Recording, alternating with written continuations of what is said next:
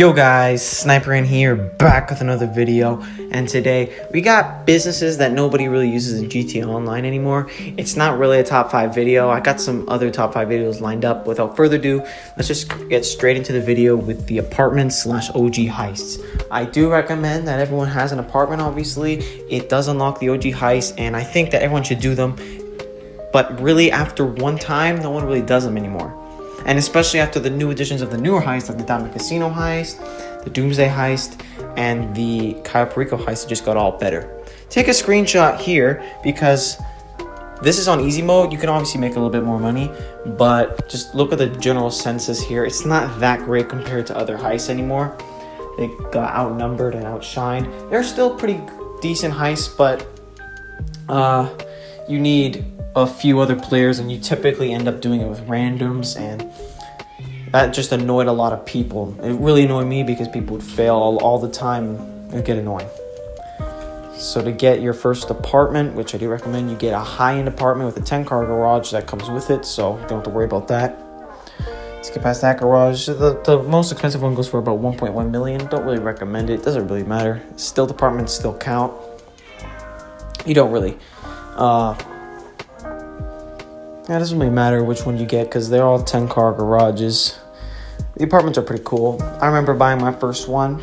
Definitely necessary, I think, for every single GTA Online player. Now, some other apartments have different interiors, but I'm just going to show you the one that I have. So the heist room was just there. Here's the kitchen. You know, like the actual apartment really has nothing to it. People bought it a lot just for the OG heist, so that you also have a safe spot and a 10-car garage. And here's, I guess, the dining area. Doesn't really make you any money other than the heists. But yeah, there's that. And then downstairs, it's gonna look like this, where nothing, you can't access that. I don't know what that is. Can't access it. Here you got a closet, so you can change your clothes. Generally, it's pretty cool, I guess. Got a bathroom. You could use a shower, so yeah.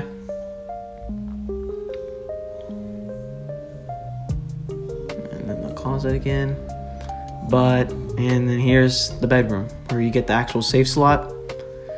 So I'd give the apartment a 6 out of 10 because it is pretty necessary for every starter.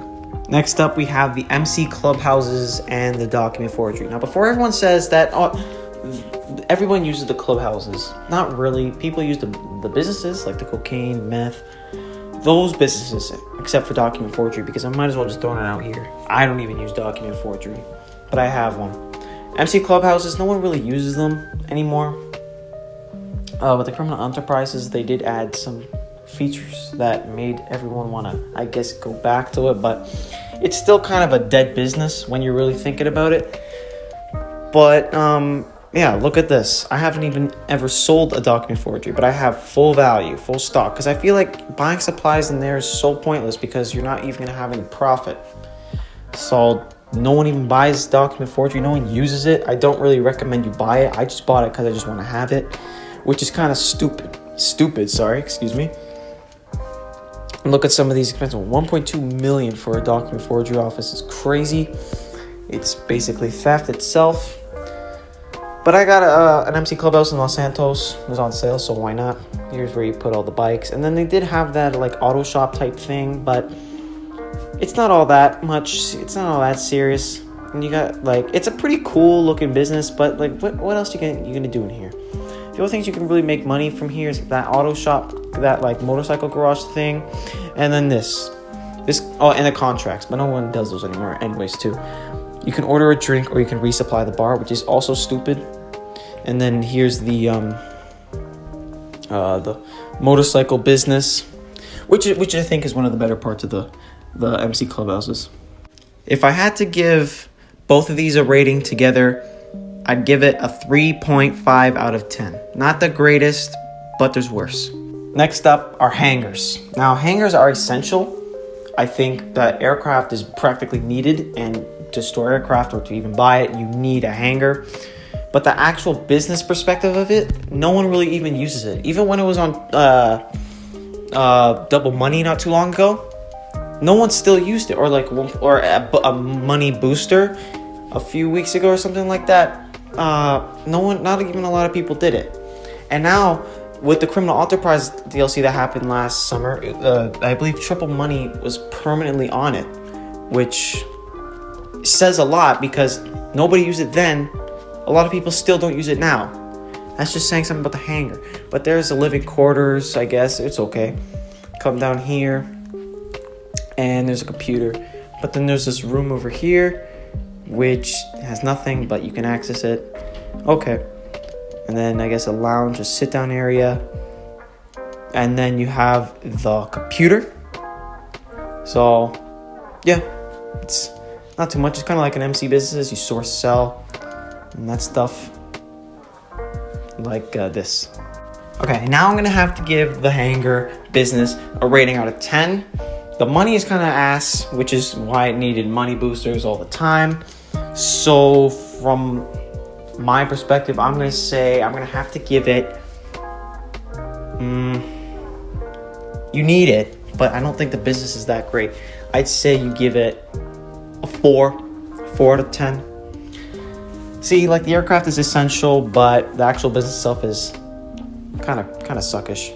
And next up is the beloved facilities. No one really uses the facilities anymore because the only really money-making method you can get from it is, well, the Doomsday Heist, which is absolutely incredibly hard. I did it with 2 players, big regret. It was so difficult. And the actual business, like the actual whole DLC is so expensive.